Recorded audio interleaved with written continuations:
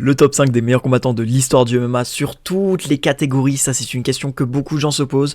Et aujourd'hui, avec mon cher Mystique qui est ici et pas ici, on va retracer les 5 meilleurs combattants de l'histoire de la catégorie des flyweight et on va retracer toutes les catégories du MMA sur une série de vidéos. On va commencer du coup avec la première, celle des 57 kilos. Avant de construire notre top 5, je pense qu'on va parler un peu de nos mentions honorables. Je pense qu'on en a quelques-unes, toi et moi. Ouais. Moi précisément, j'en ai 3. Toi, je sais Ok. pas. Eh ben écoute, j'en ai. Alors pour être honnête avec toi, j'en ai 4, mais 3, ça me semble être honnête. Ça me semble être honnête. C'est 4, très bien, ok. 3 mentions honorables. Bon, il y en a, je pense, on est d'accord. Moi, le premier, c'est Joseph Benavidez. Il a eu Évidemment. 4 chances au titre, 5 si on compte celle du Bantamweight au WEC. Ouais, Mais il en a eu exactement. 4, il a échoué les 4. Malheureusement, le fait qu'il n'ait pas eu le Graal m'empêche de le mettre dans le top 5. En termes de niveau Prime, je pense que là, ça a le niveau dans le top 5. Maintenant, Ouais. tu vois, par exemple, je peux pas le mettre devant un Figueiredo ou devant un Moreno, malheureusement. Oui, Et puis oui. voilà, j'aurais bien voulu le mettre top 5, mais malheureusement, il y en a un qui est dans le top 5 qui, malgré le fait, il a moins accompli que les autres en flyweight. Ouais. Bon, il a une victoire qui fait que t'es obligé de le mettre dans le top 5. Mm. Euh, et les deux autres que j'ai, bon, Shinichi Kojima, ça va pas parler à beaucoup. L'un des. J'en ai parlé juste avant l'enregistrement avec Mystique, même lui il était perdu. L'un des gros piliers. C'est l'un des piliers des 57 kilos. Au début du Shuto, au début des années 2000, il y avait 3 piliers dans cette catégorie. Shinichi Kojima, c'est un peu le meilleur des 3. C'est clairement lui qui a construit la caté des flyweight au Shuto, donc au début des années 2000. Et ma troisième, c'est Kyojiro Higuchi, que j'aurais Ok. adoré mettre dans le top 5. Et Ok. d'ailleurs, on va faire un top 5 subjectif à la fin de la vidéo. Petite idée de Mystique, ça d'ailleurs, j'aime bien. J'aurais adoré mettre Kyojiro Higuchi. Et honnêtement, je le dis, s'il va chercher le titre là, ou même qu'il fait un beau run vers le titre, je le mets top 5 pour moi. Il a tellement accompli, même en dehors de l'UFC. Il a été champion du Rising, champion du Bellator. Il a un record de fou. Ouais. Il a perdu que contre Dimitrius Johnson à l'UFC. Moi, dans mon top, j'aurais mis Ouais. Kyojiro Higuchi subjectivement. Je suis d'accord avec tes mentions. J'ajouterais juste un truc sur, tu vois, notamment Benavides. Comme tu dis, il n'a pas eu le Graal. Et je pense qu'il renforce aussi probablement sa place dans les noms qu'on peut citer, mais qu'on peut pas mettre dans un top 5. C'est, soyons honnêtes, on parle d'un des mecs qui a probablement eu une des plus grosses constances, d'où le fait, comme tu l'as dit déjà, qu'il a eu 4 fois l'occasion de disputer la place pour le titre majeur. Et puis, évidemment, bah, la longévité qu'il a eue. Le mec, quand tu vois le nombre de guerres dans lesquelles il s'est livré, dans aussi également les années dans lesquelles il a pu se lancer. On parle d'un mec quand même qui, sur certaines années, enchaînait des 4 combats par an. Et on sait à ce niveau-là à quel point c'est important. Je pense qu'il a sa place. Je pense qu'il a sa place. Par contre, tu vois, dans les mentions honorables, eh bien, j'avais Benavides, pour le coup. Mais il y en a 2 autres que j'ai. Alors peut-être qu'ils seront dans ton top 5. Je vais commencer par celui qui va te faire grincer des dents, je pense, et que tu vois arriver tout doucement. En mention honorable, moi je mettrais Brandon Royval. Voilà. Pourquoi? Parce que je trouve que c'est un gars, bah pareil, on parle de longévité et puis de tout ce qu'il a fait chez les flyweight. C'est un gros nom. C'est un mec qui est resté non seulement durable, et puis même dans son style, ça a été un style. Alors là, c'est vrai que bon, du coup, maintenant il a un petit peu moins bonne pub quand on voit ce qui s'est passé récemment pour lui, notamment sur ses 2 derniers combats. Mais c'est un gars pendant très longtemps, ben, ça a été un problème de créativité, un problème parce que c'était un chaos permanent. Aujourd'hui, il paye un peu, tu sais, son style. Mais du coup, moi, j'ai mis Brandon Royval aussi parce que je pense que, très honnêtement, il a eu sa place. Et il y aura quelqu'un qui sera pas dans mon top. Et ce quelqu'un qui sera pas dans mon top, ce sera Henri Cerudo. Et j'ai choisi de pas Je le comprends. mettre. Pourquoi? Parce que je considère que ce qu'il a fait en flyweight, c'est pas que c'était pas bien, mais c'était beaucoup trop court. Tu comprends? C'est Ça, je comme suis si d'accord. aujourd'hui on discutait, tu vois, par exemple, je sais pas, de John Jones pour les poids lourds et qu'on le met dans le top 5. Non, tu vois, il aurait jamais sa place dans le top 5 par rapport à ce qu'il a fait. Donc, par rapport à Henry, avant peut-être qu'on Je, se je- fasse je- allumer sur le sujet, c'est un choix. je suis curieux du coup du. Parce que je pense que du coup, il y a 4 noms, on est d'accord pour le top 5. Parce que du coup, s'ils sont même pas mentionnables, il y a forcément 4 noms, on est d'accord. Mais du coup, le cinquième nom, je suis très curieux parce que Royval, alors quand t'as dit Brandon, j'ai cru que t'allais me sortir Moreno, j'allais t'insulter. Pour ceux qui ne savent pas, Ouais, j'adore quand même. Brandon Moreno. Bon, lui, vous avez compris qu'il Je adore sais. Brandon Royval. Euh, Donc, ok, non, bah, ça m'étonne pas, hein. Moi, je le mets quand même un peu en dessous des mentions honorables, genre vers la 10e place, tu vois. Moi, je mettais vraiment Ok, un top 8 avec les 3 mentions. Euh, ok. et c'était qui l'autre que t'avais mis? Attends, non, Royval. Et ouais, J'ai c'est dit Rudo. Royval, Cerudo et Benavides, comme toi. J'avais Ouais, Benavides aussi, évidemment. t'en avais pas 4? Alors, le quatrième, je pense que je me le garderai plutôt pour le subjectif. Plutôt pour le subjectif. Parce Ok, que s'il y a ok. matière à discussion. Ok. Autant Et pour lui, il y a matière à discussion. Benavidez, enfin, Cerudo, je peux comprendre, c'est vrai que son parcours en flyweight n'était pas aussi long que on aurait espéré. Ouais, Maintenant, c'est vrai qu'il a aussi une défaite face à. Bon, la première défaite face à DJ, mais il a aussi une défaite face à Benavidez, qui aide pas. oui, oui, Mais moi, bah, du coup, c'est parfait, ça nous permet d'aller direct sur le top 5. Moi, je suis obligé de le mettre mhm, top 5. Henri Cerudo, parce que je comprends. il a pas un très long parcours. Et contrairement à Benavidez, Mhm, qui lui a été constant, qui a été top 5 ou au moins top 10, je sais pas, top 5 je peux pas l'assurer à 100%, mais je pense à bon 80% je mhm. peux l'assurer. De 2012 à 2020, il était top 5 tout le temps pendant 8 ans sans bouger du top 5 ou top 10 Ouais, Benavidez. je suis d'accord. Cerudo, son parcours en flyweight, je suis Mhm, d'accord, c'est pas top 5, c'est peut-être pas top 10, mais le fait qu'il ait battu Demetrius Johnson, pour moi ça change tout. C'est un combat volé pour beaucoup. Et si ça aurait été un combat volé, ouais, donc que j'ai revu moi, j'aurais pas donné la victoire à Cerudo personnellement. Je l'aurais pas d'accord. mis dans le top 5. Mais, si je lui avais pas donné cette victoire, j'aurais pas mis top 5. Même pas top 10. Mais pour moi, il Ok. gagne ce combat. Il prend 3 rounds, même peut-être 4 à Demetrius Johnson. Et je suis obligé. C'est peut-être niveau lutte pure, c'est peut-être le meilleur lutteur de la KT Mhm, de l'histoire. Maintenant, mhm. Ouais. pour moi, c'était pas plus fort que DJ. Même sur le moment, je Non, pense juste que DJ, il y avait ce côté un peu, c'est sa 12e défense de titre, il est menacé, etc. Je pense que DJ avait ouais, aussi ça mentalement, il était pas à 100% dans ce combat. ouais, je suis Il assez mérite d'accord. sa victoire, Mhm. mais je comprends qu'il soit pas dans le top 5. Mais pour moi, juste sa victoire face à DJ fait que pour moi, t'es obligé de le mettre top 5. Ouais, je comprends. Je comprends. Ok. Non, non, mais puis pour moi, c'est un choix qui se respecte même en termes de MMA, de ce qu'il a pu nous montrer et de domination dans ses combats. C'est très loin, tu vois, c'est très loin d'être déconnant. Alors en cinquième, moi j'en ai un. Je pense que ça va pas être probablement un des choix que toi tu auras eu. Moi, c'est Adriano Moraes. Est-ce que du coup, ça te parle ou pas du tout? En 57 kilos. Ok. Ouais. Non, j'avoue, je l'ai pas du tout dans ma tête parce que pour moi, c'est.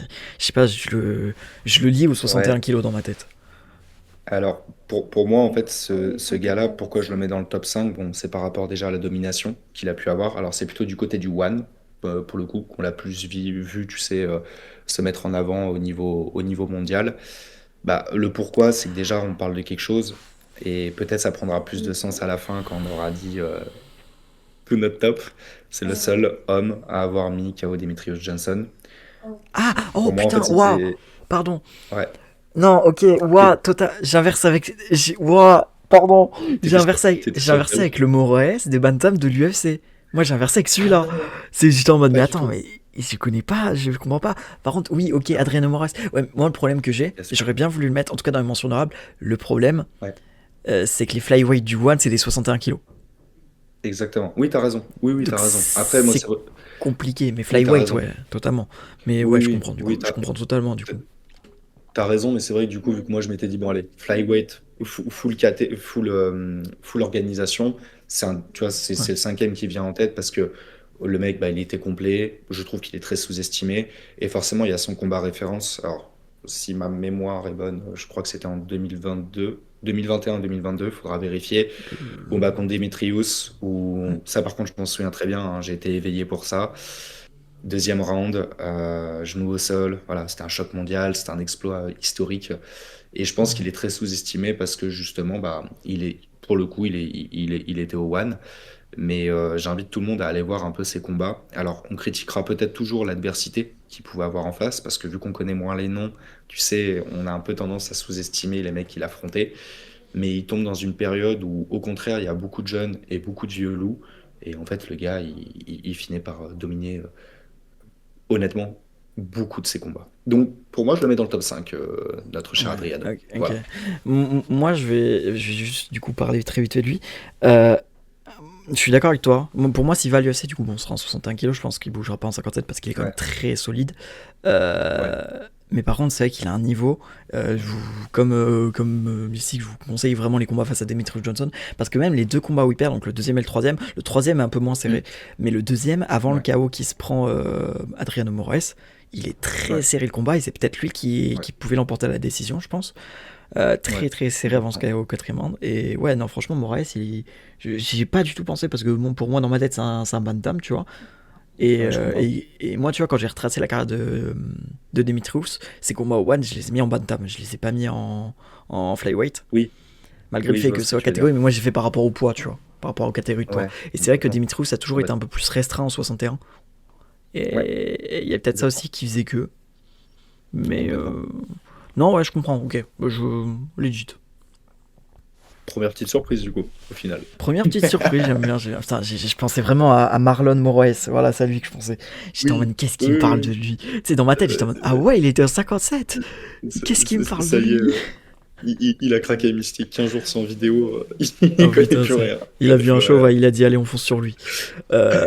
On y Euh, va, on y va. et je te laisse me Allez, le dire ton quatrième. quatrième. Et je pense que quatrième Ok. et deuxième, ça Ouais, peut, quatrième et troisième plutôt, ça peut vraiment s'échanger.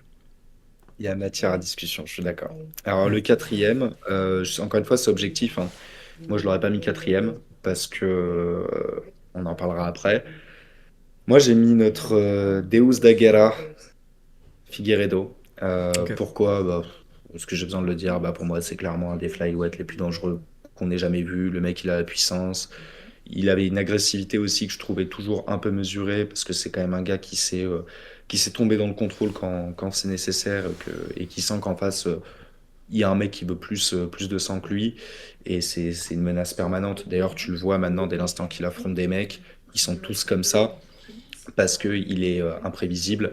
Et je pense ce qui a fait passer Figueiredo aussi dans une autre sphère, au-delà de évidemment tous les combats qu'il a pu avoir avec Moreno, bah, c'est contre Benavides, où là c'était en 2020, si ma mémoire est bonne.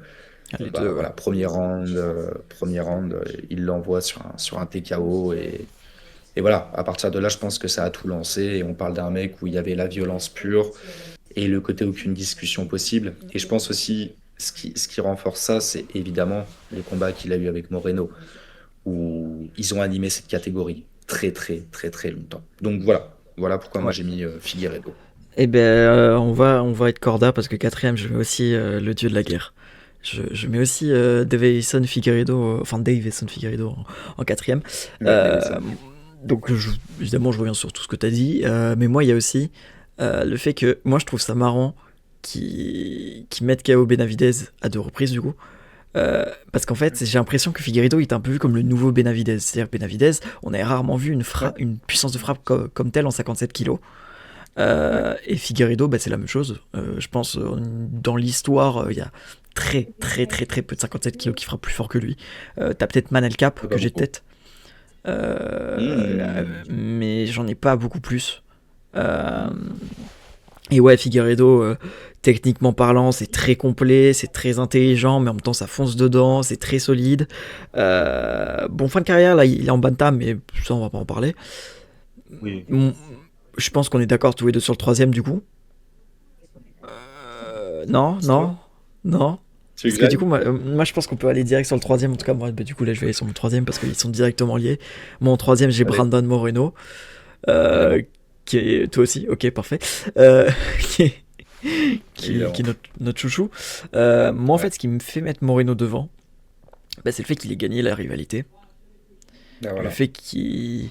Bah, là, ce sera plus dans le côté subjectif, mais il y a tellement d'émotions avec Moreno, tu sais, il y a l'histoire, et ça, c'est plus subjectif. Ouais, Mais c'est vrai je suis d'accord. que Moreno, en dehors de ça, c'est quand même deux victoires face à Kaikara France. C'est deux victoires. Oui, C'est une ou deux victoires. Non, deux victoires face à Brandon Royval. Il perd la oui, troisième. Même si c'est ouais, un combat très. Voilà. Et moi, ce qui me fait ouais, le mettre devant, c'est que oui, Figueiredo a battu Pantoja. Mais c'était le ouais, Pantoja de 2019. ouais, c'est ça. Complètement. Complètement. Ouais, je Le, suis d'accord avec toi. le Pantoja de Je suis d'accord. 2023, qui gagne la décision en split face à Moreno, pour moi, tu peux donner ce Ouais. combat à Moreno, clairement. Ouais, non, je Et, suis et d'accord. cette performance-là, en fait, pour moi, Moreno est plus proche du top niveau en 57 que Figueiredo. Tu vois. Ouais, je suis d'accord avec toi. Bah, moi, j'ai mis Brandon, donc je vais essayer un peu de compléter ce que tu dis. Bah, je pense que au-delà du côté sportif ou les palmarès, hein, tout le monde les connaît, hein, de ces mecs-là, c'est, tu vois, c'est bête à dire, mais déjà quand tu regardes ce qui a toujours été appréciable chez ce mec-là, bah, c'est la technique. Tu sais que moi, je suis forcément très sensible à ça parce que c'est du MMA, Mixed Martial Art. Le mental, où pour le coup, je trouve qu'il s'est retrouvé, notamment dans ses combats contre Figueiredo, je trouve que c'est là qu'on a encore plus vu son mental dans des moments où moi je l'ai donné pour mort, hein. Quand tu regardais le combat live, il y a des moments où je me disais de Moreno, là c'est mort pour lui. Et il trouvait toujours le truc pour puiser et revenir. Et il a battu les meilleurs de son époque, ça tu l'as dit. Moi, tu vois, quand je pense Moreno contre Figueiredo, je pense surtout à celui de 2021, où je crois, alors je me souviens plus du round, mais je me C'est la souviens du coup que c'était victoire c'était un étranglement arrière. C'était de ça. pas round de championnat, ça devait être troisième, je pense. C'était, C'était je pas au te le dis ça, quatrième, je pense, ni c'était au au deuxième. troisième, ouais. C'était au troisième. Et Ouais, ce qui est marrant, troisième, c'est c'est qu'ils font ça. 4 combats, et les 4 combats sont dans 4 années différentes. 2020, 2021, Oui. 2022, 2023. Ouais, c'est pour ça que je me souvenais de 2021, parce que je me souvenais que c'était en fait bah, leur deuxième. Et là, pour le coup, et même ça a été un sacré truc, nous on s'est pas rendu compte en tant que francophone, mais ça a été un sacré truc pour le Mexique, tu vois, ce qui s'est Ouais. passé durant ce combat. La victoire Donc, de Moreno. Moi, c'est un moment, ouais, j'aurais aimé vivre en direct. Malheureusement, j'ai pas pu vivre en direct ce moment-là. C'est vrai que ouais, il y avait déjà, tu sais, parce que sur les dernières années, là récemment, t'as beaucoup le speech de Moreno, One Day I will be champion, etc., qui oui, sort énormément. ouais, À ouais, l'époque, je pense qu'il ressortait tout autant. Et le fait ouais, qu'il ressorte plus. Enfin, ouais. Après, j'ai l'impression que Moreno, c'est un peu comme l'enfant que t'as vu grandir. ouais, c'est Parce qu'au ça. début, il était très très perfectible. Et au final, il est devenu assez complet avec le temps. Et je trouve que c'est ces gars avec Figueiredo qui l'ont fait devenir très mature, Moreno. Ouais, je suis d'accord. Mais je suis entièrement d'accord avec toi. Et puis encore une fois, c'est un gars. Alors bon, c'est vrai que là, du coup, on est dans le subjectif, mais je pense que pour les hardcore fans, comme pour les personnes qui regardent plus ponctuellement, si je puis dire, l'UFC, c'est un mec qui met tout le monde d'accord, tant par son niveau que par ce qu'il propose en termes d'adversité. Donc pour moi, il a bien sa place. Maintenant, le top 2, Ah putain, il faut savoir qu'il m'a teasé il m'a teasé une dinguerie. Donc, je pense qu'on peut. Enfin, bon, on sait très bien qui sont les deux derniers. Hein. ouais, Maintenant, c'est savoir dans quel ordre. Pour moi, l'ordre, il est pas d'accord. discutable. Mais apparemment, il est discutable aujourd'hui. Euh, Non, je euh, sais pas. je, Je je- sais pas. je- eh ben, je te laisse dire qui c'est que t'as mis en deuxième.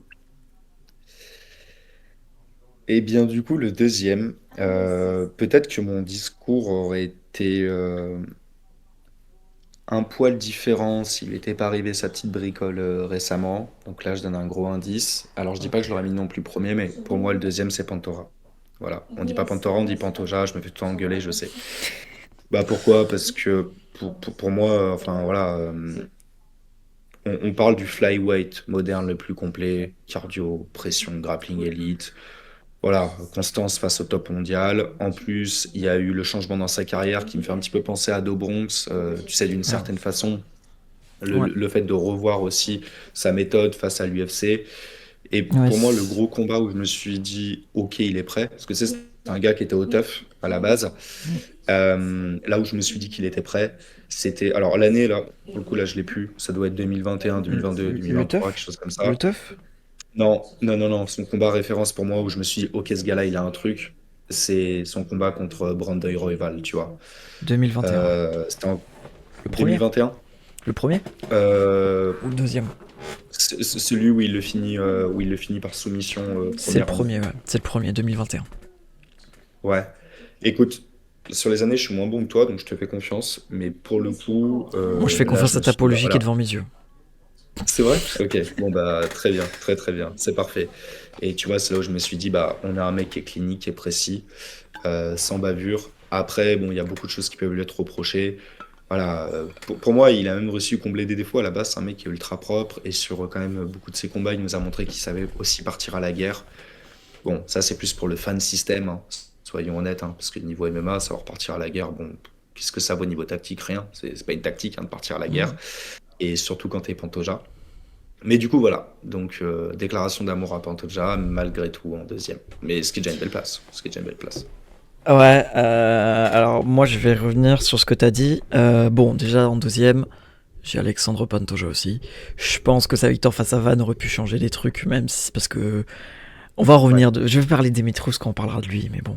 Euh, Moi, il y a un combat qui pour moi a tout changé à partir de, qui a tout changé du côté Pantoja, et c'est bizarre parce que c'est une défaite.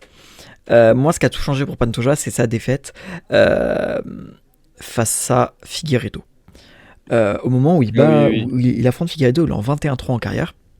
Donc oui. Ouais. j'ai tapologie juste en dessous pour avoir bien les chiffres comme il faut. Il est en 21-3 en carrière. Ouais. Et en fait, à ce moment-là, c'était quelqu'un, Pantoja, qui était surconfiant de lui-même, mais Ouais. qui n'était pas ultra mature dans sa façon de combattre. Il était quand même un peu vert encore. Il commençait on recommençait à un peu voir les briques du Pantoja qu'on a aujourd'hui. Mais il manquait de perfection. Et en fait, Ouais. quand il tombe face à Figueiredo, il tombe face à un mur. Figueiredo le domine. Figueiredo est pas loin de le finir d'ailleurs. Et il le bat, Figueiredo. Donc c'est vrai que ça, c'est aussi une victoire à donner à Figueiredo, une victoire que Moreno n'a pas, vu que Moreno a perdu 3 fois face à Pantoja. Donc Ouais. il y a ça aussi. Euh, Après sa défaite, il affronte match nul, je crois. Et il le met KO au premier round. Oui. Oui. Et Ouais, bon, en même temps, c'est match t'as nul, donc il n'y a raison. pas de menton. Et après ça, il repère face à Askarov. Et Askar Ouais. Askarov, c'est vrai que c'est quelqu'un dont plus personne ne parle, mais je trouve que on devrait peut-être en parler un peu Ouais. plus d'Askar Askarov, euh, C'est vrai. qui pour moi est un peu peut-être invaincu, parce que c'est vrai que sa défaite face à Kai Kara France est pas forcément la plus legit possible. Bref, Ouais. il perd face à Askarov. Ce qu'on va faire à ce moment-là, c'est juste qu'Askarov était meilleur, mais on avait quand même vu un meilleur Pantoja que face à Figueiredo. Mais après sa Je suis défaite face à d'accord. Askarov, il enchaîne 8 victoires d'affilée. Son run en tant que champion, il bat Manel Cap, il bat Brandon Norval, il bat Moreno, Ouais. il bat Herseg, il bat Ouais. Asakura, il bat Kai Kara France, il bat Ouais. aussi Alex Perez, j'ai là, il bat un peu tout le monde. Il devient champion Ouais. et c'est là où la légende Pantoja s'écrit pour moi. Euh, Sa victoire face à Moreno est discutable. Ça, je suis d'accord. Oui, mais ça, on est tous d'accord. Ça, là-dessus, on est tous d'accord, je pense. Sa Surtout quand victoire, tu regardes. ouais. Sa victoire face à Herseg, où beaucoup disent que c'est discutable pour moi. Non, Pantoja le gagne, tu vois. Ouais. Ouais, non, là-dessus. Euh, Et en fait, c'est surtout la dominance qui monte dans ses combats. Kai Kara France, enfin, ok, face à Kaya Sakura, peut-être il avait pas le niveau UFC. Kaya Sakura, on a vu face à Tim Elliott. Kai Kara France, c'est quand même quelqu'un qui, oui, a toujours échoué face à Brandon Royval. C'est toujours quelqu'un qui a échoué face à Brandon Moreno. Ouais. Mais c'est quelqu'un qui reste solide depuis des années. Et, Mhm. Je suis d'accord. et il se fait vraiment mais malaxer comme si c'était l'enfant de Pantoja.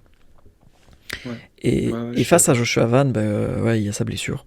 Qui pour moi gâche un Ouais. peu tout parce que je pense que s'il se blesse pas, il peut battre Pantoja. Pantoja Van. Il peut battre Joshua Van. Van. Oui. Ah oui, je pense que Van s'était fait, hein. De toute façon, on en avait longuement discuté, toi et moi. Je pense que, alors quand je dis c'était fait, c'est plus dans le sens où, bon, Van. Moi, j'ai rien contre Van. J'aime bien, tu sais, typiquement. Bon, désolé, je m'écarte un peu du sujet, mais ça me fait penser à ça. J'aime bien ce qui se passe avec ce mec actuellement. C'est beau, tu vois. C'est digne d'un film de Rocky. Mais bon, on a appelé des mecs comme pire champion de l'histoire pour moins que ça. Tu comprends ce que je veux dire? Mm. Honnêtement, je trouve que pour le coup, la vanne, bon, il l'a, bravo, il a un truc qu'on ne touchera jamais, que même pas 0,0%, 0,1% des combattants toucheront dans leur vie, mais c'est vrai que pour Pantoja, ça change beaucoup de choses dans l'histoire. Surtout une blessure, comme il a eu. Là, je sais pas si t'as vu, il a un peu de retour à l'entraînement, Ouais, etc. j'ai posté ouais, ça. Mais l'après me questionne un peu quand même. Ça me questionne un peu, malheureusement Moi, pour lui. malheureusement, moi, c'est sur le futur. Je l'ai dit à plusieurs reprises, certains sont pas d'accord avec moi. Malheureusement, je vois pas forcément Pantoja reprendre son titre. Pour moi, il y a trop d'histoires où le champion est au sommet et il perd et il se Ouais. blesse. Et souvent, Mm. les blessures vers 35 ans où t'es champion au sommet, Ouais. souvent t'as pas le même combattant après. Maintenant, c'est vrai que Pantoja, il a pas de fracture, il a pas de ligament Non, pété, tu vois, enfin tout est bon. non, c'est Donc, vrai, puis c'est surtout, il vrai. a le mental de revenir, tu vois. Même pas un mois après sa blessure, il est déjà là. Oui, Je me dis que Pantoja oui, peut changer ça. Maintenant, oui, probablement. je pourrais le voir battre Capé, je pourrais le voir battre Van. Maintenant, moi, je Mhm. pars du pari qui va tomber sur Taïra. Et ça, bon, on en a déjà parlé, et on en parlera durant l'année 2026, ça, je n'ai pas de doute. Pour ceux qui savent pas, Taïra est mon flyweight préféré, et même objectivement, pour moi, c'est le meilleur flyweight au monde. aujourd'hui. Et je pense qu'il battrait Pantoja en fin 2026. Aujourd'hui, peut-être pas. Mais si le combat se fait fin 2026, pour moi, il le gagnerait. Et je pars du principe qu'en fait, là, en début d'année, on va avoir Capé Evan, que vers l'été, le vainqueur de Capé Evan va affronter Taira, qui va perdre, et qu'en fin d'année, Taira va affronter Pantoja. Ok. Et du coup, c'est pour ça que Pantoja, je pense que malheureusement, ses meilleurs moments sont derrière lui. Donc c'est pour ça que moi, je le vois pas premier. Et justement, bon, ça nous fait un bon parallèle. Le premier, bon, pour moi, il y a zéro débat. Malgré le fait que, voilà, j'ose le dire, le Dis-le. combattant ne l'est pas, mais le Reine, lui, est malheureusement un peu surcoté. Mais le combattant, lui, ne l'est pas. En numéro 1, Demetrius Johnson. Ouais, bah oui. Bah oui, oui, oui. 25-4. Écoute, ouais, voilà, hein. Le mec, il a pété tous les records possibles et imaginables sur le nombre de défenses de titres. Pour moi, c'est le GOAT incontestable pour le coup des flyweight en MMA. Je dis bien en MMA, hein, parce que c'est vrai qu'on parle beaucoup du UFC, mais ça montre bien que l'UFC d'ailleurs. Tu vois, regarde, ça montre aussi que l'UFC est une catégorie au-dessus en termes de promotion. Bon, voilà, domination longue. On parle d'un mec qui était en technique totale, longévité.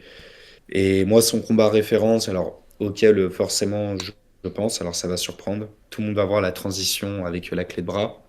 Bah, pour moi, il a encore plus confirmé qui il était. Et il a rappelé qui il était sur son deuxième combat contre Adriano Moraes, au One, Ok. hein, évidemment, où bah, il nous envoie le genou sauter. C'était au round 4, si ma mémoire est bonne. Voilà, le Ouais, mec, c'est il ça. a pris la revanche parfaite, adaptation stratégique, monumentale. Et surtout, il a rappelé qu'à 36 ans, alors tu as des mecs qui le font très bien, comme des Alex, mais tu vois, c'était une époque où, voilà, 36 ans, normalement, on parlait plus de toi. Et lui, il a juste dit, ben, voilà, n'oubliez pas qui je suis. Mm. Et, euh, et je pense que, alors, là, on parle plus de sportif, encore une fois, mais je pense que d'ailleurs, ce gars-là, en le disant, je sais très bien que je suis pas celui qui m'a inventé l'eau chaude, parce que des mecs ont déjà parlé et en parlent mieux que moi, mais on parle d'un mec que l'UFC, sur beaucoup de points, veut effacer de son histoire. Et on le sait, il y a des histoires financières, etc. Et je pense que c'est ce qui a beaucoup desservi à sa legacy, d'ailleurs.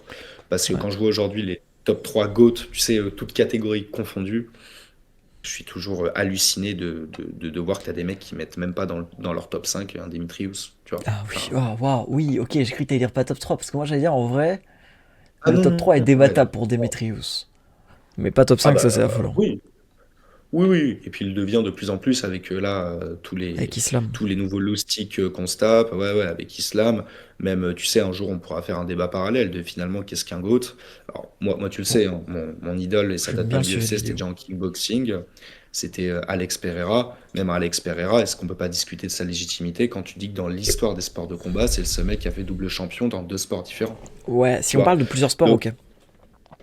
Ouais, voilà, Ouais, c'est ça. Mais tu vois, du coup, la légitimité, elle est toujours un peu fine. Mais ça, on pourra se le faire, si tu veux, d'ailleurs. ça, moi Mais je du coup, suis voilà. chaud. Donc Mighty Mouse, pour moi, il fait sens. Et puis, il n'y a pas de. Il y a même pas de débat, quoi. Il n'y a même Ouais. pas de débat. Bah, Mighty Mouse, en fait, moi il y a quelque chose, donc quand il était à l'UFC, il était vendu avec 6 victoires en plus. Ouais, Donc il y a 6 combats qu'il a fait en amateur qui ont compté comme professionnels très longtemps dans sa carrière, mais qui ont été remis ouais. en amateur après sa carrière. Donc Demetrius Johnson est bien en 25-4 pour une égalité. Et moi, j'aimerais revenir sur cette égalité. Cette égalité, c'était lors du premier tour, donc la demi-finale du tournoi Flyweight à l'UFC. C'était son premier combat à l'UFC en Mm. tant que Flyweight face à Ian McCall. Donc il gagne la revanche et se qualifie en finale face à Joseph Benavidez. Pour moi, il perd ce Ouais. combat face à Ian McCall. Moi, j'ai Ian McCall gagnant. Et c'est vrai que Ian McCall qui gagne ce combat, bah, ça change toute la trajectoire de Demetrius. Je pense qu'il reprend le titre pas long après, évidemment. Ouais, Pas longtemps après. complètement. Mais c'est vrai que pour moi, Ian McCall, c'est un peu les espèces d'underdog où t'en parles jamais. Tu vois, ces mecs du bain fond qui. Ah ouais, ce mec-là, une fois, machin. Mm. Mais c'est vrai qu'il a. Même sur les deux combats combinés, il a lâché vraiment une vraie guerre à Demetrius. Demetrius gagne bien le deuxième. Ouais. Moi, je suis assez partagé sur sa plus grosse victoire. C'est-à-dire que, est-ce que tu mets plus en avant une performance XXL comme face à Kyoji Horiguchi, ou la performance face à Kyoji Horiguchi, pour moi, c'est l'une des plus grosses démonstrations Ouais. de l'histoire du MMA. Le mec, il le Ouais. domine tout le combat et à la dernière seconde, il décide de le lancer un bar. Ouais. Ou alors un KO expéditif comme face à un Benavidez, comme face à Henri Ceruto, où ça aussi, pour moi, c'est quand même très démonstrateur et c'est pas Alors, forcément une facette de Dimitrous que tu vois en premier. oui, alors si on parle niveau tactique, ce qui prouve aussi que tu es un des meilleurs, hein, parce qu'au bout d'un moment, c'est Mm. savoir t'adapter et savoir avancer avec le bon plan. Je te rejoins à 100% que au final, sa victoire, où il finit avec sa transition parfaite et directement en clé de bras, tu peux pas mettre au-dessus quelque chose de tactique. Par Ouais. contre, si on réfléchit un peu plus storytelling, un petit peu plus mental de champion, bah, c'est vrai que son deuxième combat contre Benavides, ou même ce qu'il envoie à Cerudo, hein, parce que pour le coup, tu as raison, c'est différent. Mais pour moi, on tombe plus peut-être dans le deuxième top qu'on va faire, Mm. subjectif, quand on parle de celui-ci. Mais en combat référent, je pense que la armbar, là pour le coup, le mec, il nous a montré en MMA tout ce qu'il faut faire. Dimitrios, c'est ça aussi, moi, c'est ça qu'en fait qui fait que pour moi, en fait, il est indiscutable. Et même en top all-time, toute caté confondue. Dimitrios, c'est pour moi le premier combattant MMA ultime. C'est-à-dire que pour moi, tu as eu seulement dans l'histoire du MMA aujourd'hui Ouais, euh, seulement trois combattants qui ont ouais. pour moi, qui ont eu ce statut de combattant ultime, Demetrius Johnson, Georges Saint-Pierre et John Jones. C'est les trois seuls qui Mm. étaient l'élite, voire le meilleur au monde dans toutes les catégories du combat, dans toutes les facettes du combat. Il n'y a aucun truc où, ne serait-ce qu'il est bon. En fait, il est excellent partout, Demetrius Johnson. Et moi, c'est deux points où il est le meilleur pour moi. Il a un excellent grappling. Vraiment, les gens, je trouve, on peut sous-estimer sur son grappling, Demetrius Johnson, parce que ce soit la défense de takedown ou que ce soit les transitions au sol, tu pouvais pas faire mieux, je pense, à l'époque. Et Ouais. mais c'est moi les deux points où pour moi il est au-dessus de tout le monde à son époque, c'est les déplacements.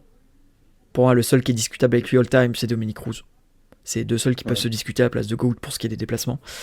Et le fight Ouais. IQ. Le fight IQ pour Ouais, moi, je suis assez d'accord. Je suis assez d'accord. Et c'est vrai que ça, c'est quand tu regardes le combattant, en fait, t'as personne dans ton flyweight qui est comme ça. Le seul qui se rapproche, c'est Pantoja, mais t'as l'impression un peu que Pantoja, c'est un peu la version Wish un peu de Demetrius Johnson. Ah, c'est ça, parce que Pantoja, ce qu'on pourra toujours lui reprocher, c'est. Et moi, je suis pas un striker du niveau de ces gars-là, tu vois. Mais même justement, je pense qu'au niveau. Aujourd'hui, même Pantoja, hein, quand tu regardes ce qu'il peut te proposer en termes de striking, que ce soit sur l'efficacité, que ce soit sur la technique pure et dure, c'est pas exceptionnel. C'est pas exceptionnel. Là où tu l'as dit, hein, pour le coup, Mighty, lui, bah, que ce soit en striking, que ce soit. Et dans tous les domaines, hein, quand je dis striking, hein, que ce soit la boxe, que ce soit la Muay Thai, que ce soit. Je sais pas, même du karaté, parce qu'il nous a déjà montré du karaté. Le mec. Après, t'as le profil typique du passionné de sport de combat, qui joue beaucoup chez d'ailleurs Mighty, je pense, Puis c'est aussi évidemment. quelqu'un qui a grandi avec les jeux de combat, quoi, et ça se voit. Ouais, Il ah oui. nous... Ça se voit juste à sa célébration à chaque combat, quand il remporte, à chaque fois, il nous fait sa petite toupie. Bien Euh, sûr. et voilà, bon, juste avant de terminer, sur Dimitrous, moi je vais revenir sur un point noir que j'ai dit. Le combattant ne l'est pas, mais je trouve que son règne est un peu surcoté, dans le sens où on nous parle, ok, c'était un règne de terreur à l'époque, parce que bon, bah, évidemment, t'avais personne qui avait son niveau, et ça, y a pas de souci. Maintenant, Ouais. ok, il y a 11 défenses de titre. Maintenant, quand t'enchaînes, alors attends, je vais remettre devant mes yeux parce que voilà, quand t'enchaînes Tim Elliott, Wilson Race, Ray Borg pour ta 9ème, 10ème, 11ème défense de titre, bon, j'avoue que quand t'as 11 défenses de titre, tu fais toute la KT. Mais quand tu fais deux fois John Dodson, quand tu fais Chris Casario, avant ça, tu fais Ali Bagotinov, tu fais avant ça Ouais. John Moraga. Alors, écoute, on avait déjà eu un petit peu cette discussion. Pour moi, l'adversité, c'est comme le style, on peut jamais, tu sais, le reprocher à un combattant. C'est comme les gars qui, moi je suis pas le plus gros fan de Rabib, Nurmagomedov, le mec il a le bon style, il vient avec une nouvelle technique, Hmm. il tombe face à des bons profils. Et bah, tu vois, l'adversité, je pense que c'est pareil. Moi, je suis prêt à parier qu'aujourd'hui, je pense que la réflexion peut être là-dessus. Dodson, d'ailleurs, et Dodson, ouais. Dodson, que j'ai beaucoup aimé, d'ailleurs, qui a été champion UFC également. Puissance de fou furieux. Tu vois, tout à l'heure, on parlait de puissance dans les points. Il y avait une puissance de fou furieux. Et tu parlais de Tim Elliott. Alors, Tim Elliott, que j'aimais bien, ce qui était assez complet. Mais après, effectivement, dans ce que tu dis, il y a rien de vraiment fou. Mais le seul truc que je dirais, et je comprends ce que tu veux dire, mais c'est qu'aujourd'hui, si on prend, c'est ça la vraie question. Si on prend Mighty Mouse et qu'on le met dans le roster aujourd'hui UFC, est-ce que pour toi, il n'est pas champion? Si, moi, si, pour moi, il bat tout le monde, ouais. Mais si, bon, il n'y a aucun débat sur ça. Donc, moi, tu peux pas le reprocher à Demetrius. C'est pour ça que moi, je dis le combattant, il n'y a rien à Non, reprocher. Moi, je dis juste que le règne, c'est vrai bien que, sûr. justement, tu fais ce règne Voilà, bien aujourd'hui. sûr. Tu remplaces les Moraga par Brandon Moreno, tu remplaces Bakotimov par Taira, tu remplaces Carriasso par Royval. Tu vois, C'est plus la même, c'est bien sûr. le règne, il passe 10 fois plus. Tu remplaces Bien Wilson sûr, Reis par Alexandre Pantoja. Non, c'est vrai. après, c'est vrai C'est que vrai. bon, tu fais être all time, c'est sûr, mais ouais, non, même aujourd'hui, pour moi, il est champion. T'as jamais vu, pour moi, un mec, même petit KT, je dirais même, je suis un énorme fan de Dominique Cruz, Ouais, moi aussi. mais même pour moi, Dominique Cruz, ce qu'il a fait dans sa KT, c'est exceptionnel, et pour moi, il a montré une énorme domination. C'est pour ça qu'il s'appelait Mm, The Dominator d'ailleurs. bien sûr. Mais DJ, c'est. Puis Dominique, le problème qu'il a eu, c'est que Les blessures. la marmite, et puis surtout la marmite qu'il a pris face à Cody, ça l'a définitivement changé. Et il a pris 4 ans de pause après ça. Et ouais, et tu vois bien que le mec, en vrai, hein, sans rire, hein, j'allais le dire de façon rigolote, mais je pense que je m'en rapproche. Voilà, tu vois, même là-dessus, le mec, il était en burn-out parce qu'il voulait tellement pousser en fait son game plan et ses systèmes face à ses adversaires qu'il n'a pas réussi à le tenir. Et tu dis, t'as l'autre taré de Mighty Mouse qui l'a tenu, quoi. Tu vois? Et c'est là où c'est fascinant. En vrai, c'est fascinant, Hum, je trouve. hum. Et ouais, moi, il y a aussi le menton de Mighty Mouse qui est pas forcément mis en valeur. Mais c'est vrai qu'il a été mis Mmh, KO qu'une seule fois dans sa carrière, face à mmh, Adriano Moraes. Et puis bon, c'est un coup qui. À l'UFC, c'était pas legit. Du coup, je pense qu'il avait pas les réflexes, DJ. oui, Mais un coup de genou au sol comme ça, bon, il y a très peu de gens qui tombent pas KO. Et surtout, oui, c'est la KT des 61 kilos, donc en plus, il y a ça. Mais c'est vrai que. ouais. Je trouve qu'il a un énorme menton aussi, n'empêche, hein. Il a un très très gros Ouais, menton, non, je non, trouve mais c'est qu'il vrai, t'as est. raison. C'est Mais c'est- ok. c'est vrai que t'as raison là-dessus. Hmm, Ouais, Mighty, quoi. c'est ça. Top subjectif, du coup. Alors, Bah allez, go, c'est go. quoi pour toi un top subjectif? Parce que moi, je te laisse me Alors, dire moi, ton je l'ai vu top. sous deux visions. Ouais, Ok. je l'ai vu sous deux visions. Le côté, je pense, où à la fois ce mec, je l'ai beaucoup aimé, et je pense que ce gars-là a mis également tout le monde d'accord. Tu comprends ce que je veux dire? Ok.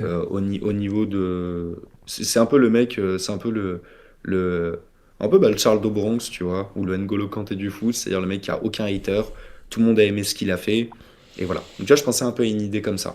Voilà, Ok, si toi ça ouais. te va. Ouais, je vois. Moi, ça me va. Très bien. Bon, Je- bah, en cinquième, moi, du coup, si tu veux, je commence par le cinquième. Vas-y. Mets-moi ton top 5 que je vois un peu, que j'imagine.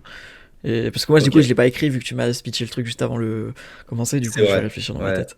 c'est vrai. Du coup, moi, j'ai mis Pantoja, on en a parlé. Alors, la hype, moi, je pense que elle peut être plus qu'honorable, parce que le gars, il a eu des rivalités réelles. Bon, on en a parlé, champion, respect, il a l'amour des fans, il y a aussi... Enfin, au micro, ce qu'il dit, qui est très triste, hein, maintenant, papa, t'es fier de moi. L'histoire du Uber, où le gars, il était encore Uber Eats avant d'être champion.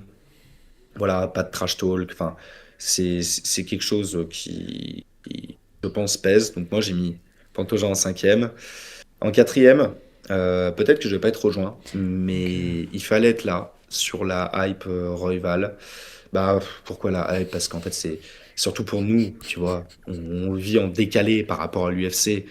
Ces mecs-là, ils combattent, tu t'endors pas. C'est le chaos permanent, c'est imprévisible. Il est toujours Tu proche du me, finish. tu me casses la tête Et avec ton je Royval. sais, Même, je sais bien, je sais même bien. ma mère, elle frappe Mais plus fort que lui. alors, c'est vrai ce que tu dis. Et justement, parce que ce gars-là, il est toujours proche du finish, donc il te fait lever. Et puis après, il fait un choix qui est complètement incohérent. Quand il doit Face à, taper, il va au sol. face à Kaikara France, c'est exceptionnel. Le coup de coude retourné, oh, c'est Non, mais exceptionnel. c'est n'importe quoi. Bah, il le finit en guillotine, je crois. Si tu Tu parles te du rends combat compte? 2020, Oh, moi, bah je te oui. parle, ouais, ouais. C'est coup de coude. C'est n'importe qui d'autre que Royval qui le met. Je te jure, il tombe KO au Kaikara France, hein. Bien sûr, mais bien sûr, mais bien sûr. Mais c'est C'est un pour ça truc. que moi, je l'ai mis. Alors. peut-être parce que, comme tu l'as dit pour Moreno, il fait partie de ces gars-là que tu as vu grandir. Il fait partie de ces Ouais, gars-là que tu as vu grandir un peu. c'est Et cette du génération. coup, ouais, et en fait, le gars, il est venu, il a dit, écoutez, moi je suis un clébard, chaque mec qui rentre dans la cage avec moi, je sais pas ce que je vais faire, mais je vais le faire. Et il a toujours tenu ses promesses. Et ça, C'est vrai que le niveau game j'apprécie. Bien, plan. bah, et IQ, franchement, le mec, il a Le game zéro plan, QI, je tu pense vois. qu'il a pas forcément de mauvais game plan. Enfin, je pense juste c'est game plan, je vais à la guerre. Non, Et Fight IQ, ouais. je vais là où ça m'arrange le moins, mais au moins ça sera spectaculaire. Ouais, c'est ça, c'est ça.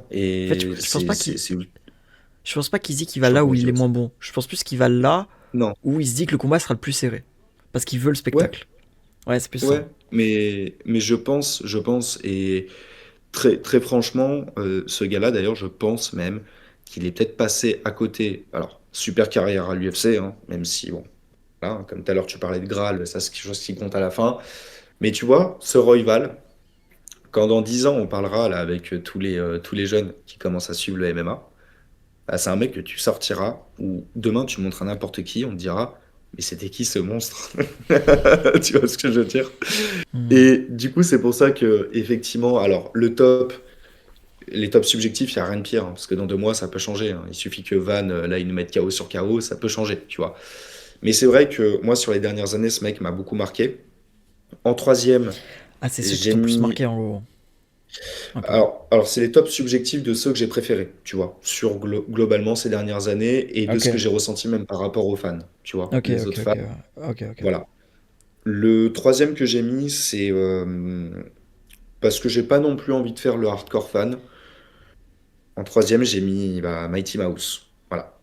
Il peut pas être premier de partout parce que bah, le mec, il a des highlights qui sont intemporels.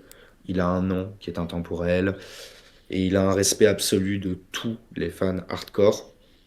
Mais forcément, maintenant, ça commence à dater, si tu vois ce que je veux dire. Donc Comme la forcément, data. bah, comme la data, et qu'en pense la data? Et du coup, si tu veux par là, bah, je me dis juste que voilà, il restera toujours dans nos cœurs et dans nos mémoires, mais qu'on vit avec son temps et que je peux pas le mettre, tu vois, deuxième ou premier. De fou. En deuxième, j'ai mis Figueiredo et en premier, j'ai mis Moreno. Les deux sont liés. Pour moi, c'est un peu comme le loup-garou. Tu sais, quand tu as deux personnes qui sont cupidons, si l'un existe, c'est grâce à l'autre et inversement, si l'un meurt, bah, l'autre aussi. Voilà, moi je pense que ces gars-là, ça peut être une Et très bonne idée que plus tard ils soient meilleurs Fig... amis. C'est vrai que depuis que Voilà. Figueiredo est monté de KT, Moreno est un peu dans une phase triste. Ah ouais, bah ouais, c'est Ouais. ça.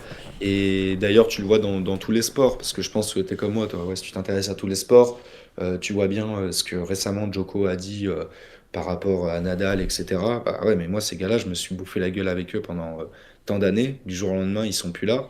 J'ai plus la même faim, tu vois. Et il peut y avoir des Ouais, jeunes, ok, enfin, ouais. je m'en fous. Ouais, il perd ses Et rivaux, du quoi, coup, de voilà. toujours. Ouais, c'est ça. Et tu vois, bah, sa rivalité iconique avec Moreno y est pour beaucoup. Soyons honnêtes aussi par rapport aux âges qu'on a, toi et moi, bah, c'est une période avec laquelle on a grandi. Et c'est très actuel. Et je pense que même dans quelques années, on continuera d'en parler parce que je pense que dans les sports de combat, eux, ils se sont fait quoi? Ils se sont fait une trilogie, hein, c'est ça? De mémoire? Quadrologie. Quadrologie. Quadrilogie, t'as raison. C'est Bah, la seule quadrologie de on- l'histoire de l'UFC, je crois. Ouais, tu as raison. Non, non, tu as raison, complètement. Mais du coup, je vais résumer ça grossièrement en saga. Pas me prendre au mot, mais comme ça, on se comprend tous.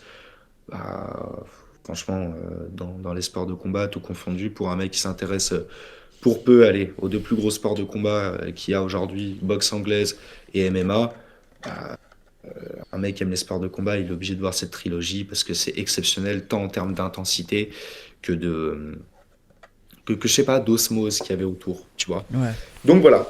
Donc voilà mon top 5 un peu subjectif. Ok. Alors, moi, je vais dire le mien en même temps de le construire un peu. Euh, c'est plus sur la cinquième place où je vais hésiter. Alors, faut savoir que moi, pour me rentrer dans le contexte, moi, je suis le MMA seulement depuis 2023. Donc, j'ai beaucoup plus d'atomes crochus avec les combattants que j'ai vus en direct. Donc, voilà. En cinquième, je vais mettre Alexandre Pantoja.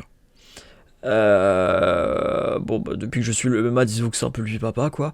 Il n'y a pas d'autre, voilà. En fait, pour moi, dans ce top 5, c'est ouais, le top 5 des combattants qui t'ont le plus marqué. Et moi, je peux pas mettre, tu vois, je vais pas me voir mettre un mec que j'aime pas la personne, tu vois. Et c'est vrai que Ah oui, oui, donc bien ça, sûr. on y reviendra dans d'autres catégories, comme par exemple les 93 kilos, comme par exemple les 84 kilos, où des gens sont incontestablement dans le top 5, mais qui personnellement, moi, ne seront pas dans mon top 5 subjectif. Ouais. Euh, Pantoja, pour moi, c'est euh, le combattant martial qui devrait être le plus respecté aujourd'hui. D'où il vient, en tant que combattant actuel. Mm. Euh, ce que ce soit de là où il vient, de ce qu'il a accompli, du respect qu'il impose, le fait que peu importe il y a qui en face, lui va toujours être dans l'état d'esprit, on est là pour montrer un beau combat, on est là pour montrer une guerre, Ouais. et bon, je sais que je suis meilleur que toi, donc je sais que je vais gagner, mais bon ça tu vois, c'est un peu fait, ça peut pour pas faire parler, mais en même temps il a pas tort. Donc j'ai envie de te dire, voilà. Oui, Et beaucoup oui. vont dire qu'il est prétentieux, mais bon, autant, qu'est-ce que tu veux pas être prétentieux quand t'es à ce niveau-là. Mm. Et ouais, moi c'est surtout pour ce respect-là, d'où il est venu et ce qu'il a accompli, que vraiment j'aime beaucoup le parcours de Pantoja. En quatrième, je vais mettre un petit chouchou du moment voilà, je vais mettre Kyoji Horiguchi. Kyoji Horiguchi, pour moi, il a marqué le sport. Enfin, en tout cas, il a marqué la KT par rapport au fait qu'en dehors de l'UFC, c'est peut-être lui le meilleur flyweight. En tout cas, il est dans le débat du meilleur flyweight de l'histoire en dehors de l'UFC. Oui, oui. Et même à l'UFC, en fait, par Demetrius Johnson, il n'y a personne qui est à son niveau, en tout cas qui était à son niveau. Il battait tout le monde. J'aurais bien aimé des combats face à Benavidez ou face à Cerudo à l'époque, tu vois, voir ce que ça aurait pu donner. Ouais, Je de pense que fou. ça aurait été des De matchs fou. compliqués parce que c'est vrai qu'il a pas un sol, il avait pas un sol exceptionnel à l'époque. Là où aujourd'hui, bon, on a Ouais. vu face à Tagir que c'est totalement l'inverse. Aujourd'hui, il a un sol de fou furieux, même debout, il est voilà. Le seul truc qui penche en sa défaveur, c'est qu'il a pas un très gros menton. Il a pas du tout un bon Ouais. menton. Mais je sais pas, c'est un peu une histoire de ouais, je suis parti juste parce que j'avais envie, quoi. Il est parti pour se rapprocher de sa famille, tu vois. Il est parti pour se rapprocher de sa culture. Il est parti personnellement. Et, Ouais. pourtant, il savait que sans Demetrius Johnson, c'était lui le meilleur flyweight au monde à ce moment-là. Tu vois. Enfin, il y a ce débat de. Ouais. Je sais que si je veux, je peux être champion. Mais Mm. vas-y. Moi, je préfère avoir mes occupations ailleurs. Et la personne, puis aussi, c'est surtout cette culture japonaise. Et on y reviendra au Japon. J'ai cette culture japonaise qui, pour moi, dans les sports de combat, je sais pas, c'est même pas du respect, c'est. Enfin, même asiatique en général, mais je trouve que le Japon, c'est encore plus marquant. Ouais, de fou. Ça fait partie du sport, quoi. Mm. En troisième, D'accord. j'ai DJ aussi. J'ai Demetrius Johnson. J'adore la personne, j'adore le combattant. Tout combiné, pour moi, il devrait être top 1 sans hésiter. Mais le problème, c'est que je l'ai pas connu en direct. Et Mm. moi, malheureusement, pour mes opinions personnelles, ça planche un peu. J'aurais connu en direct, je pense qu'il aurait été top 1 sans trop de discussion. Je pense DJ. T'as déjà tout dit sur lui. Je pense qu'au niveau de la personne, il n'y a rien à dire. C'est l'un des mecs les plus gentils de l'histoire du MMA. On parle de respect, mais lui, il vient faire des câlins à tous ses adversaires après les avoir battus. Tu vois, je te fais un câlin de réconciliation en mode on s'est livré une gamme, il n'y a rien de personnel. Euh, Ouais. En fait, tu vois, tu sais que c'est quelqu'un qui est amoureux du sport. Quand tu vois comment il utilise le sport, comment il combat, tu sais ressentir quand quelqu'un est amoureux de ce sport. Et Demetrius Johnson, je trouve, c'est vraiment quelqu'un qui est amoureux de ce sport. Et ça se voit. Ouais. Je Deuxième, suis d'accord. j'ai Brandon Moreno. C'était mon premier chouchou, c'est 57 kilos. Son histoire m'a marqué, même en rediffusion, on va dire. Mais depuis Qu'est-ce que je que suis tu le. nous fais, toi? Oh, tu sais très bien qui je vais Deuxième mettre en premier, Moreno. malheureusement. Ah Moreno. putain, j'y Ah, crois tu pensais que j'allais pas. le mettre en premier, Moreno? Ouais. Ah non, non, deuxième, j'ai Moreno. C'est mon chouchou. Je sais pas, je le kiffe. Maintenant, bah, c'est vrai que j'ai pas pu connaître sa quadrilogie avec Figueiredo, j'ai pas pu connaître Ouais. son sacre en direct, et peut-être ça a joué. Mais c'est vrai que Moreno, même quand tu regardes pas en direct, t'es obligé d'être attaché à ce type-là, en fait.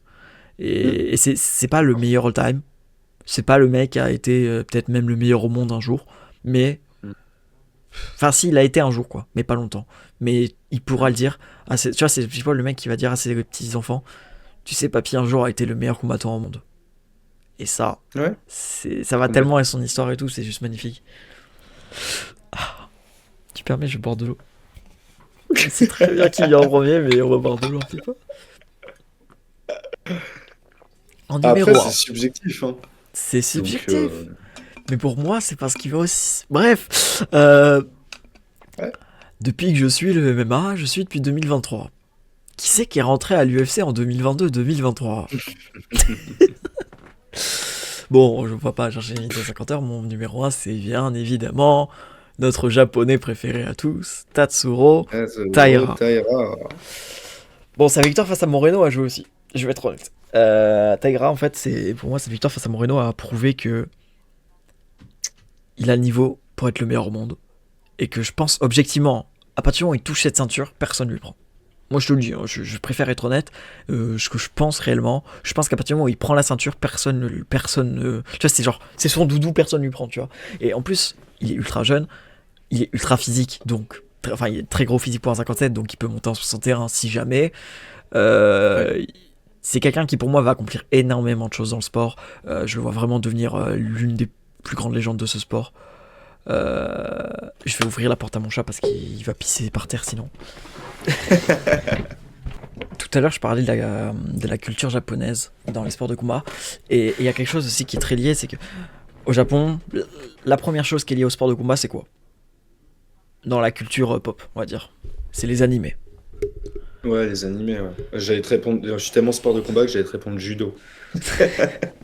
Oui, bah oui, oui, Pardon. après oui, c'est clair, c'est en termes de sport de combat, oui, moi je te parle plus dans la culture pop. Et Ouais, bien sûr. Taira, je peux pas ne pas le voir comme le personnage principal d'un animé. Genre, tu sais, c'est le petit qui vient de nulle part, qui vient du Japon, qui Ouais, va dans le côté occidental du monde, ouais. qui va voir les méchants américains pour leur montrer que que un petit japonais venu de nulle part peut devenir le meilleur combattant au monde et que c'est un prodige. Et moi, c'est quelque chose que j'aime bien dire. Il y a des gens, ils sont très forts. Il y a des combattants, ils sont talentueux. Mm. Donc talentueux, je sais pas moi, t'as Sean O'Malley qui est talentueux, t'as Peyton Talbot qui est talentueux, t'as Cyril Gane qui est talentueux, t'as des mecs très forts comme beaucoup, Conor McGregor est talentueux, mais t'as des prodiges. Et Ouais. pour moi, prodige c'est quelqu'un que tu vois une fois en 10 ans. Et pour moi, on Ouais. a ce prodige aujourd'hui à l'UFC.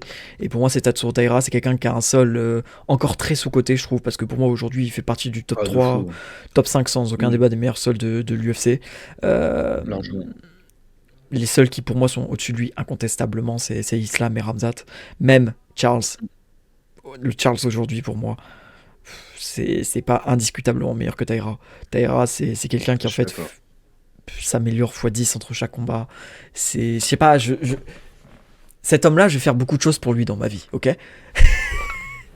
Je Non, le sens. je pense que ça va devenir mon combattant. Ça va être l'un de mes combattants préférés all-time, ça c'est sûr. Et peut-être ça va devenir mon combattant en dehors des Français préféré de l'histoire, je pense. Et. Tu sais, ouais, moi je suis assez d'accord avec tout ce que tu dis. Souviens-toi, parce qu'on s'était fait du coup le débrief. Alors, t'es meilleur que moi, je me souviens plus quel numéro c'était. 323. De son dernier combat, 323, où toi t'avais mis un joker, je crois, avec la Ligue MMA, où tu disais, bah, ce gars-là, je l'aime tellement, et j'aime tellement Moreno aussi, que je sais pas quoi en penser. Souviens-toi ce que je t'avais dit, hein. Je t'avais dit, en plus, à ce moment-là, tout le monde disait, ouais, vous verrez, Moreno, machin. Ouais. Taïra, plus que prêt. Et moi, d'ailleurs, bon, tout à l'heure, j'ai pas voulu te couper, parce qu'on était dans le. Ce sera peut-être un autre débat sur qu'est-ce qui va se passer pour la ceinture, pour Joshua Havane, pour tout ça, tu vois, ça peut être une discussion. Bah viens, on se crée un podcast en fait. Bah, bien sûr, mais on va le faire. Mais évidemment qu'on va le faire, évidemment, évidemment. Mais pour moi, c'est pas. Je pense que l'UFC veut faire Van Taïra directement. Moi j'aimerais. Mais je trouve que KP est plus légitime que Taira aujourd'hui. Il a battu Royval, qui a battu Taira, qui a battu Moreno. Ouais, Objectivement, devant. il est devant pour moi. Objectivement, tu parles d'un combattant qui, du coup, bon, Van, quand je dis américain, on s'entend, qui est suivi par les Américains, et on parle d'un combattant qui est suivi de l'autre côté par Par les l'Asie. Asiatiques. Donc, Ouais, c'est vrai ils ont ça. plus d'intérêt que d'envoyer Manel Capé, que j'aime beaucoup, hein. Notre Starboy, je l'aime beaucoup, hein. Mais qui est portugais, et que même les gens qui suivent l'UFC, souvent oublient que ce gars-là a sa place pour aujourd'hui dire je peux combattre pour la ceinture. C'est une vérité, et je m'en excuse. Mais voilà, tu prends même Capé, hein, je l'aime beaucoup. Alors son dernier combat contre Royval, ça on en avait parlé, qu'il allait le finir, toi et moi on était d'accord là-dessus, c'est ce qu'on avait pronostiqué. Mais son dernier combat contre Almabayev, bon, je dis pas, il lui fait mal, il lui fait tout ce qu'il faut. Mais il y Il a a un petit doigt combattu dans l'œil Royval qui est pas... depuis. Qui est... Mais il a combattu Royval depuis. Oui, mais c'est ce que je dis. Oui. Mais justement, Oui. c'est ce que j'ai dit Ah. son combat contre Royval, mais le combat d'avant de Ok. Capé Ok. contre Almabayev, bon, ça se discute. Tu vois, c'est pour ça quand on me dit il est légitime, j'entends, et je suis d'accord.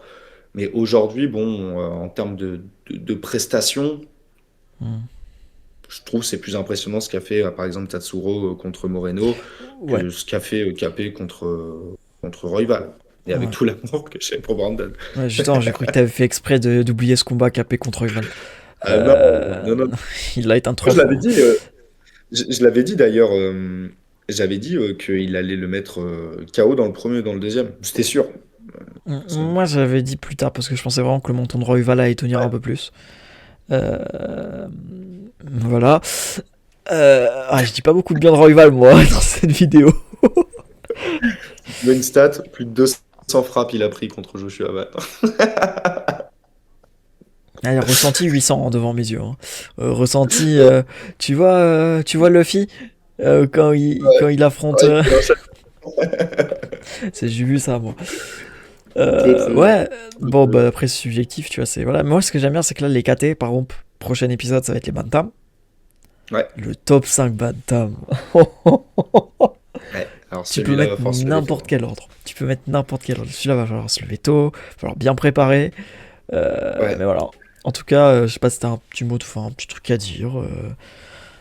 Non, bah écoutez, allez suivre ce bon vieux Wes, aussi Euh, bien sur TikTok que parallèlement sur YouTube. C'est ouais, quoi qu'il en soit quelque chose de qualitatif et sur lequel, je tiens à le dire, non pas que je me considère comme le PNL des dégâts qui parlent des sports de combat, mais c'est vrai que généralement je suis plutôt mon petit bonhomme de chemin.